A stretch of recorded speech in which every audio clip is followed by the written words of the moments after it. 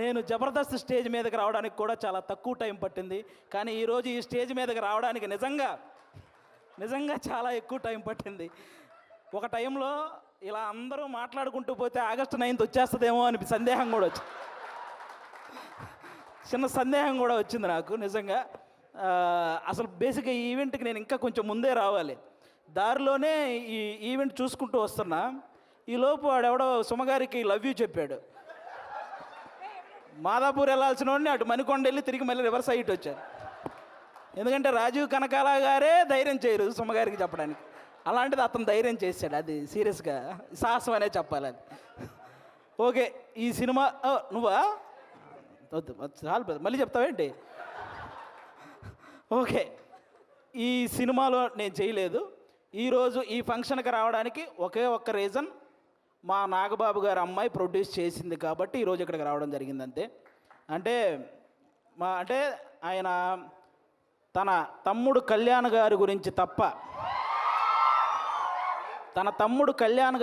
తప్ప తన గురించి ఏమాత్రం ఆలోచించుకోకుండా నిస్వార్థంగా పనిచేసి తన తమ్ముడు సక్సెస్లో ఆయన కూడా భాగమైన మా నాగబాబు గారు అమ్మాయి ప్రొడ్యూసర్గా చేశారు కాబట్టే ఈరోజు ఇక్కడికి రావడం జరిగింది. అంటే మెగా ఫ్యామిలీ అనగానే వాళ్ళని చూస్తే చాలు అనే ఫీల్ ఉన్న మాలాంటి చిన్న చిన్న ఆర్టిస్టులకి నాగబాబు గారు మా అమ్మలందరినీ దగ్గర కూర్చోబెట్టుకొని ఆయన చేతులతో అన్నం కలిపి తినిపించిన రోజులు ఉన్నాయి. అలాంటి మా నాగబాబు గారు అమ్మాయి ప్రొడ్యూసర్గా చేసింది కాబట్టి ఈరోజు ఇక్కడికి రావడం జరిగింది. వాళ్ళ అన్నదమ్ముల గురించి ఎవరైనా తప్పుగా మాట్లాడితే ఆయన అడ్డుగా నిలబడి నన్నేమైనా అనండి కానీ నా అన్నదమ్ముల జోలికి మాత్రం రావద్దని ఒక గోడలాగా నిలబడి ఎప్పుడు వాళ్ళని కాపాడుకుంటూ వస్తున్న మా నాగబాబు గారు అమ్మాయి ప్రొడ్యూసర్గా చేసింది కాబట్టే ఈరోజు ఇక్కడికి రావడం జరిగింది. అంటే ఎప్పుడు అన్నయ్య మంచితనం, తమ్ముడు మంచితనం ఇవే మాట్లాడుకుంటూ ఉంటాం. కానీ వాళ్ళని మాకు ఇంత దగ్గరగా చేసిన మా నాగబాబు గారి మంచితనం కూడా మీ అందరికీ తెలియాలి. అందుకే ఈరోజు ఇది చెప్తున్నాను అనమాట. ఇంకా మీ అందరికీ తెలుసు, నిహారిక గారు ఇప్పుడు కాదు, ఒక 10 years బ్యాక్ మీకు ఒక స్కిట్ చేశారు, డి వర్సెస్ జబర్దస్త్ అని. అందులో నాగబాబు గారి క్యారెక్టర్ చేశారు నిహారిక గారు. ఆ స్కిట్ నేనే రాశాను. ఫస్ట్ టైం ఒక టైమింగ్ అంటే ఎలా ఉండాలి, ఒక పంచ్ టైమింగ్ వేసేటప్పుడు ఆ మాడ్యులేషన్ ఎలా ఉండాలి, ఇవన్నీ కూడా నాకు ఒక రకంగా అలవాటైంది కూడా నిహారిక గారి టైమింగ్ చూసే. నాకు ఆ రోజు నేను స్కిట్ రాసినప్పుడు ఆ విధంగా నిహారిక గారు అప్పటి నుంచి నాకు పరిచయం అనమాట. అంటే నిహారిక గారు వాళ్ళ పెదనాన్నగారిలాగే కొత్త టాలెంట్ని ఎంకరేజ్ చేసే గుణం ఉంది. వాళ్ళ బాబాయ్ గారిలాగే అనుకున్నది సాధించే గుణం ఉంది. అలాగే వాళ్ళ నాన్నగారిలాగే ఎంత కష్టం వచ్చినా సరే నవ్వుతూ ముందుకెళ్ళే గుణం ఉంది. ఈ మూడు కలిపి ఉంది కాబట్టి ఈరోజు ఇలాంటి సినిమా తీయగలిగింది. అంటే ఇంకో విషయం, వాళ్ళ బాబాయ్ గారిలాగే ట్రెండ్ ఫాలో అయ్యే టైప్ కాదు, ట్రెండ్ సెట్ చేసే టైప్. అందుకే 11 మంది హీరోలను పెట్టి ఒక సినిమా అంటే ఖచ్చితంగా ట్రెండ్ సెట్ చేసినట్టే. అవునా? 11 మంది హీరోలు అంటే ఇప్పుడు రీసెంట్గా మన 11 మంది క్రికెటర్లు మన దేశానికి వరల్డ్ కప్ తెచ్చినట్టు ఈ 11 మంది హీరోలు మా నిహారిక గారికి మంచి విజయాన్ని అందించాలని మనస్ఫూర్తిగా కోరుకుంటున్నాను. మనకు 11 అంటే చాలా గుర్తొస్తాయి, కానీ ఈ సినిమా తర్వాత 11 అంటే ఈ 11 మందే గుర్తొస్తారు. అదైతే నేను నమ్ముతున్నాను. కాబట్టి అంటే ప్రతి ఊర్లో ఒక కమిటీ ఉంటుంది. ఆ కమిటీలో కుర్రాళ్ళు ఉంటారు. బేసిక్గా సమస్యను క్రియేట్ చేసేది వాళ్ళే, సమస్యను సాల్వ్ చేసేది వాళ్ళే. అలాంటి కుర్రాళ్ళు అనమాట. అలా ప్రతి ఊర్లో ఉంటారు కాబట్టి ఈ కమిటీ కుర్రాళ్ళంతా మీరంతా ఒక్కసారి మీ ఊరోళ్ళందరికీ కూడా ఈ కమిటీ కుర్రాళ్ళు సినిమా చూపించాలని మనస్ఫూర్తిగా కోరుకుంటున్నాను. ఎందుకంటే ట్రైలర్ చూస్తే అర్థమవుతుంది. మీరందరూ ఈ సినిమా చూసినప్పుడు మేము కూడా ఇలా చేసేవాళ్ళం కదా అని గుర్తు చేసే క్యారెక్టర్లు ఉన్నాయి. మేము ఇలా ఎందుకు చేసాం అని ఆలోచింపజేసే క్యారెక్టర్లు ఉన్నాయి.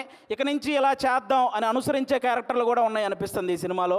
కాబట్టి మీరందరూ కూడా ఈ కమిటీ కుర్రాళ్ళ సినిమా, మీ ఊర్లో ఉన్న కమిటీ కుర్రాళ్ళందరూ ప్రతి ఊరు వాళ్ళని తీసుకెళ్ళి ఈ సినిమా చూడాలని మనస్ఫూర్తిగా కోరుకుంటున్నాను.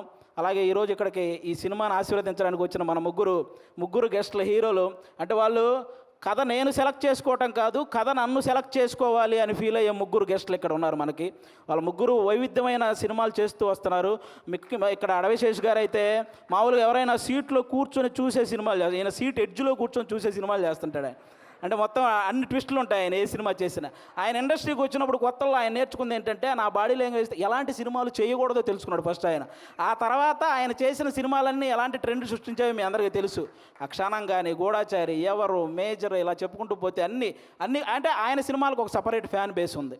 ఇంకా మా సాయి ధర్మ తేజ్ గారు మామూలుగా ఎవరైనా పేరులో ఇంటి పేరు పెట్టుకుంటారు, కొంతమంది క్యాస్ట్ పేరు పెట్టుకుంటారు, కొంతమంది నాన్నగారి పేరు పెట్టుకుంటారు. కానీ ఫస్ట్ టైం పేరులో అమ్మగారి పేరు పెట్టుకొని ప్రతి ఒక్కరూ వాళ్ళ అమ్మని అంతలా గౌరవించాలి అని మనందరికీ ఒక సంకేతాన్ని ఇచ్చినటువంటి హీరో మన సాయి ధర్మ తేజ్ గారు. అంతేకాదు రీసెంట్గా ఒక ఓల్డ్ ఆర్టిస్ట్ మన పావలా శ్యామల గారు ఇబ్బందుల్లో ఉంటే ఆవిడకి 5 లక్షల సహాయం చేశారు మన సాయి ధర్మ తేజ్ గారు. అంటే సంపాదించే శక్తి దేవుడు అందరికీ ఇస్తాడు, కానీ సహాయం చేసే మనసు కొంతమందికే ఇస్తాడు. అందులో మన సాయి ధర్మ తేజ్ గారు కూడా ఉండడం నిజంగా మనందరి అదృష్టం. అంతేకాకుండా రీసెంట్గానే అంటే తండ్రికి కూతురికి కూడా తప్పుడు సంకేతాలు చూపిస్తూ చేసిన ఒక వీడియో మీద మొట్టమొదట స్పందించిన హీరో మన సాయి ధర్మ తేజ్. ఈరోజు సోషల్ మీడియాలో ఈ అమ్మల్ని తిట్టేవాళ్ళు, అక్కల్ని తిట్టేవాళ్ళు తగ్గుతూ వస్తున్నారంటే దానికి రీజన్ మన సాయి ధర్మ తేజ్ గారు తీసుకున్న ఆ రోజు డెసిషన్ అనమాట. అలా ఆ సాయి ధర్మ తేజ్ గారు కానీ ఇంకా మా వరుణ్ తేజ్ గారు, మా నాగబాబు గారు అబ్బాయి. అంటే నేను తొలి ప్రేమ సినిమా ఫస్ట్ నాకు తొలి ప్రేమ సినిమా ద్వారానే సినిమాల్లో ఒక సక్సెస్ వచ్చింది. అది తీసిన డైరెక్టర్ కూడా ఇక్కడే ఉన్నారు, వెంకీ అట్లూరి గారు. అంటే ఆయన కూడా మెగా ఫ్యామిలీ నుంచి వచ్చిన ఒక హీరో అన్న గర్వం ఎక్కడా ఉండదు మా వరుణ్ తేజ్ గారికి.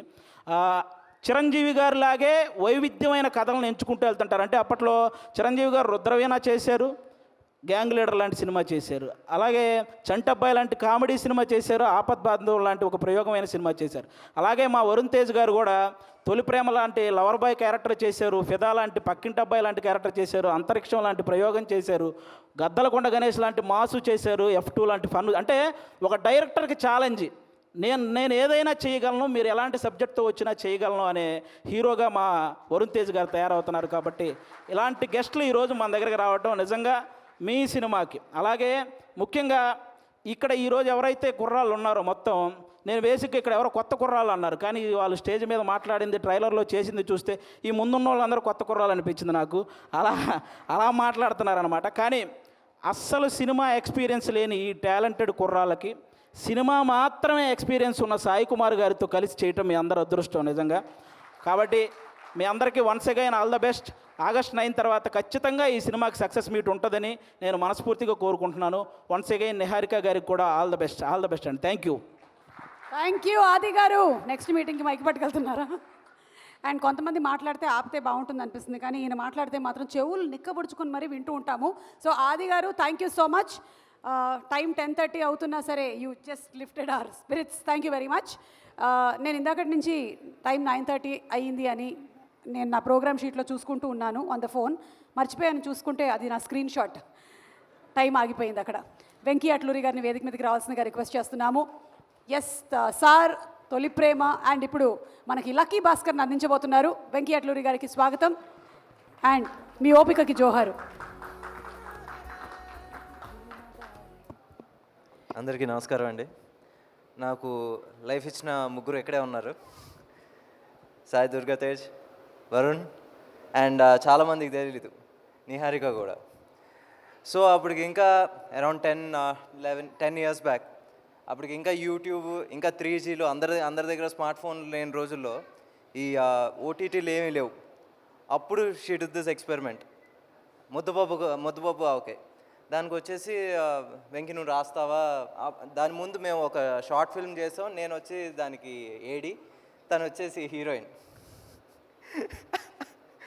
నేనే ఆడిషన్ చేశాను. సో వచ్చేసి అప్పుడు అడిగింది రాస్తావా అంటే నేను రాస్తాను అన్నాను. అప్పుడు అలాగా నేను ఫస్ట్ టైం ఒక వెబ్ సిరీస్కి నేను రాయటం జరిగింది. అది వచ్చేసి బ్లాక్ బస్టర్ అయింది. ఆ రోజుల్లో వచ్చేసి ఆల్మోస్ట్ 70-80 మిలియన్ అంత చేసినాయి మొత్తం వెబ్ సిరీస్. సో అలా చేసిన తర్వాత నేను వరుణ్కి నేను కథ చెప్తే నా గురించి రికమెండ్ చేసింది. సో అలా తొలి ప్రేమ జరిగింది. ఏది నాకు కొంచెం సిగ్గు ఎక్కువ. సో ఎదురా ఇప్పుడు అయ్యింది. సో ఎక్స్పెరిమెంట్స్ అనేది నిహారిక ఆ రోజు నుంచి చేసేది. అండ్ ఈరోజు ఇది ఎక్స్పెరిమెంట్ అనేది నిజంగా డేరింగ్ స్టెప్. ఒక ప్రొడ్యూసర్గా వచ్చేసి ఇంత బడ్జెట్తో ఇంతమందిని లాంచ్ చేయటం అండ్ ఇందాక ఎవరో చెప్పారు కంఫర్ట్ లెవెల్స్ కూడా మాకు ఏంటి కొత్త వాళ్ళకి కాబట్టి తక్కువగా చూడటం అనేది ఎప్పుడు జరగలేదన్న.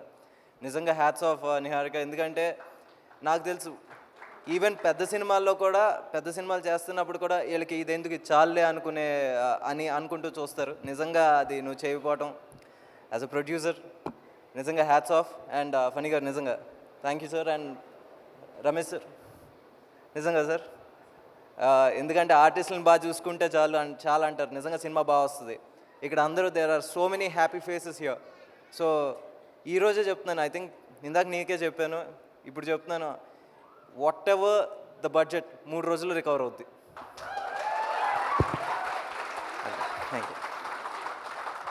Thank you. Thank you so much. పైసా వసూల్ స్పీచ్ ఇది. అండ్ ఎస్, సాయి కుమార్ గారి డైలాగులు మనకి ఎంత ఐకానికో చెప్పక్కర్లేదు. ఇందాకే పణి గారు చెప్పారు, అసలు అగ్ని ఆ డైలాగ్ ఏదైతే ఉందో, వింటర్లో మనం చలిమంటలు వేసుకోము, మీ డైలాగే ప్లే చేస్తూ ఉంటాం మేము. అగ్ని ఆటోమేటిక్గా హీట్